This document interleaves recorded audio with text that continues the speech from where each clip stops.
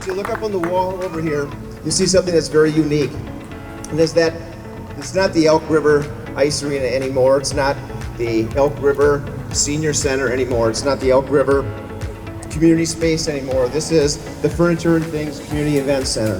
The vision here was to create something in the community that was for all people of all ages. I mean, it's great to see a young generation coming and enjoying the facility, as well as the seniors that have a new space to enjoy from all activities. And so it's something more than just an arena. Coming up, and it was pretty easy to know that we wanted it to be called the Community Event Center because it's exactly what it is. It's more than just one entity, it's the community all in itself. And as you saw earlier, we had representatives from the Bank of Elk River and Furniture and Things and Serrano Brothers and Kaiser and Cornerstone. You know, without a strong community, this doesn't happen. People in Elk River are going to look back 20 years from now and say that this is one of the best things that ever happened to the city. All right.